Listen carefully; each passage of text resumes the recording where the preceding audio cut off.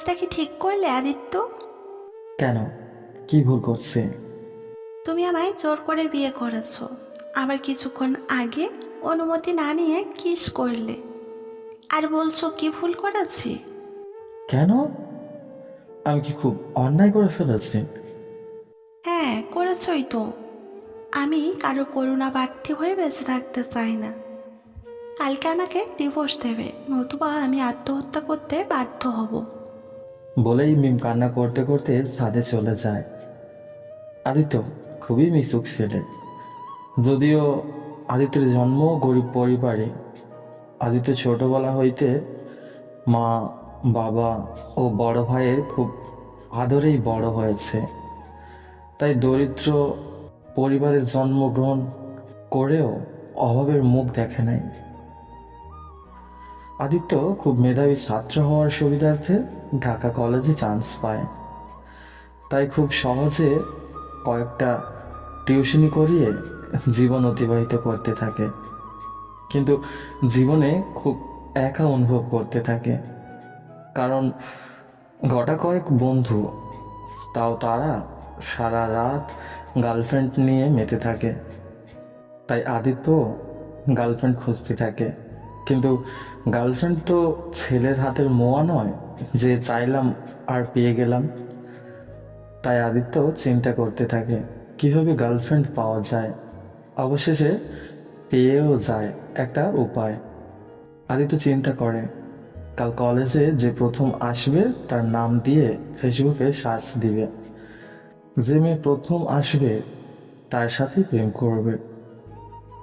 এইসব ভাবতে ভাবতে আদিত্য কখন যে ঘুমিয়ে যায় বুঝে না। আদিত্য পরদিন কলেজে যেয়েই দেখে লামিম কলেজে আসছে। আর তখন আদিত্যের খেয়াল হয় যে তাদের কলেজে কোনো মেয়ে নেই। এতে আদিত্যের মন খারাপ হয়ে যায়, কিন্তু কিছুক্ষণের মধ্যেই আবার মন ভালো হয়ে যায়। কারণ লামিমের নামের মধ্যে মেয়ের নাম আছে, আর তা হলো মিম। কলেজ থেকে ফিরেই আদিত্য মিম নাম সার্চ দেয় এবং প্রথম ফুল হাতে দাঁড়িয়ে থাকা একটা আইডি আসে। আদিত্য মেয়েটিকে ফ্রেন্ড রিকোয়েস্ট পাঠায়, কিন্তু না, মেয়েটি আদিত্যের রিকোয়েস্ট অ্যাকসেপ্ট করে না। অবশেষে আদিত্য মেয়েটিকে মেসেজ দেয়, I love you, sorry. First sight of love. কি চাতা বলছেন, ব্লক করে দেবো কিন্তু। দেন তবুও ভালোবাসি, শিন, কিন্তু নো রিপ্লাই। এভাবে প্রত্যেক দিন আদিত্য মেসেজ করতে থাকে, কিন্তু মিম সিন করলেও উত্তর দেয় না। অবশেষে 1 মাস পরে মিম টুকটাক কথা বলতে থাকে, কিন্তু মিম আদিত্যের প্রস্তাবে রাজি হয় না। কিন্তু আদিত্যের সাথে ফ্রেন্ডশিপ করতে রাজি হয়। কিন্তু আদিত্য সুযোগ পেলেই মিমকে ভালোবাসার কথা বলতো, আর মিমের কাছে না বাক্য আরো একবার শুনতো। আদিত্য কম কিসে, সে প্রায় মিমকে বলতো, আমি তোমাকে জোর করে হলেও বিয়ে করব। মিম কিছু বলতো না, শুধু হাসতো। হয়তো মিমও আদিত্যকে পছন্দ করত। 4 বছর পর মিম ও আদিত্য আজ দেখা করতে চলেছে। যদিও মিম আদিত্যের ছবি দেখেছে, কিন্তু আদিত্য মিমের ছবি দেখে নাই। সেই সকাল থেকে আদিত্য বসে আছে, কিন্তু মিমের আসার কোনো নামগন্ধ নাই। আদিত্য মিমের ফোনে ফোন দিচ্ছে, কিন্তু ফোন যাচ্ছে না। ও, আপনাদের তো বলাই হয়নি, এই 4 বছরের মধ্যে মিম ও আদিত্যের মধ্যে নাম্বারের এক্সচেঞ্জ হয়ে গেছে, কিন্তু মিম আসছে না, আবার মিমের ফোনও বন্ধ। আদিত্যের চিন্তা বেড়েই চলেছে। বিকেলের দিকে আদিত্যের ফোনে ফোন আসে, মিমের ফোন থেকে। আদিত্য ফোন ধরতেই হঠাৎ একটা লোক বলে উঠল, এই মেয়েটির কল লিস্টে আপনার নাম্বার আছে, তাই আপনাকে বলছি। এই মেয়েটিকে অ্যাসিড মারা হয়েছে, আপনি তাড়াতাড়ি ঢাকা মেডিকেল কলেজে চলে আসুন। এই কথা শোনা মাত্র আদিত্য তাড়াতাড়ি করে হাসপাতালে পৌঁছায়। গিয়ে দেখে একটা মেয়ে বেডে শুয়ে আছে। দেখতে খুব ফর্সা, কিন্তু মুখটি কালো। মেয়েটি অর্থাৎ মিমের এখনো জ্ঞান ফিরে নাই। একটু পর ডাক্তারের কাছে গিয়ে আদিত্য দাঁড়াতেই ডাক্তার আদিত্যকে জানায়, মিমকে প্রথমে অজ্ঞান করে রেপ করা হয়, তারপর মুখে অ্যাসিড মেরে ফেলে দেওয়া হয়। এই কথা শোনার পর আদিত্য স্তব্ধ হয়ে যায় কিছুক্ষণের জন্য। আদিত্য মিমের বাবাকে ফোন দেয়। মিমের বাবা মা এসে মিমকে দেখে চিৎকার করে কান্না করতে থাকে।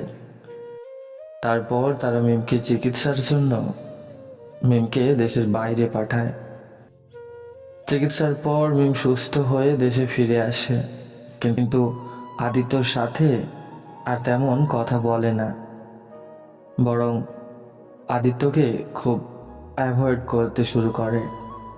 আদিত্য মিমের কাছে কারণ জানতে চাইলে মিম পরিষ্কারভাবে আদিত্যকে জানায় সে আর আদিত্যকে ভালোবাসে না।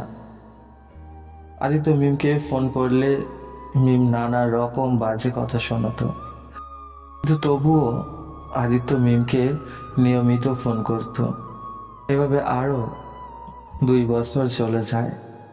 আদিত্য একটা ভালো চাকরি পায়। আদিত্যর বাবা মাকে নিয়ে শহরে থাকতে শুরু করে।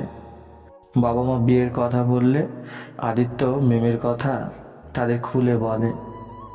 আদিত্যের বাবা মা সব শোনার পর তার রাজি হয়। তারপর দিন আদিত্যের বাবা মা মিমের পরিবারের কাছে বিয়ের প্রস্তাব নিয়ে যায়। মিমের বাবা মা রাজি হলেও মিম আদিত্যের বাবা মাকে খুব অপমান করে, বাড়ি থেকে বের করে দেয়। তাই তো আজ আদিত্য জোর করে মিমকে কাজী অফিসে নিয়ে গিয়ে বিয়ে করেছে। বাড়িতে আনার পথে মিমকে কিস করে। তাই তো মিম আদিত্যকে এই হুমকি দিল। আদিত্য ছাদে গেল, হাতে একটা ছুরি। গিয়ে মিমের হাত ধরে মিমকে জিজ্ঞেস করে, আমায় তুমি ভালোবাসো? না। আমি তোমার অমতে বিয়ে করেছি? হুম। মিম হুঁ বলার সাথে সাথে আদিত্য ছুরি দিয়ে আদিত্যের হাত কেটে ফেলে। মিম চিৎকার দিয়ে আদিত্যের কাছে যায়, কিন্তু আদিত্য মিমকে দূরে সরিয়ে দেয় আর বলে, মিম তুমি আমাকে টাচ করবে না। তোমার রক্ত পড়ছে। পড়ুক, তাতে তোমার কি? তুমি তো আর আমাকে ভালোবাসো না। রক্ত পড়ছে, পড়ুক। প্লিজ আদিত্য, এমন করো না। এমন করার আর দেখছো কি? এখন তোমাকে সিদ্ধান্ত নিতে হবে। যদি তুমি আমাকে না ভালোবাসো তাহলে নিচে চলে যাও। আর শোনো, তুমি নিচে নামার আগেই আমি ছাদ থেকে ঝাঁপ দিব। তোমার ভালোবাসা না পেলে আমি বেঁচে থেকে কি করব? প্লিজ আদিত্য, পাগলামো করো না। আমার কাছে কিছুই নেই তোমাকে দেবার, তাই আমি তোমাকে আমার থেকে দূরে রাখতে চাইছি। আমার তোমার দেহ নয়, তোমাকে চাই। আর না হলে মিম আদিত্যকে আর কিছু বলতে না দিয়ে গিয়ে জড়িয়ে ধরে বলে, আমার সব কিছু জেনেও তুমি আমার মতো মেয়েকে ভালোবেসেছো, জোর করে বিয়ে করেছো আদিত্য। আমিও তোমাকে অনেক অনেক ভালোবাসি আদিত্য। সো বন্ধুরা, মিম আর আদিত্যর এই ছোট্ট স্টোরিটা আপনাদের কেমন লেগেছে? যদি ভালো লাগে আমাদের চ্যানেলটি সাবস্ক্রাইব করুন, পাশে থাকা বেল আইকনের অল ঘন্টিটা বাজিয়ে দিন, যাতে আরও নতুন নতুন গল্প আপনাদের কাছে পৌঁছায়।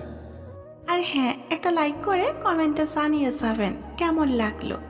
আপনাদের একটা কমেন্ট ফেলে আমরা মোটিভ হই নতুন নতুন গল্প বানানোর জন্য। ধন্যবাদ।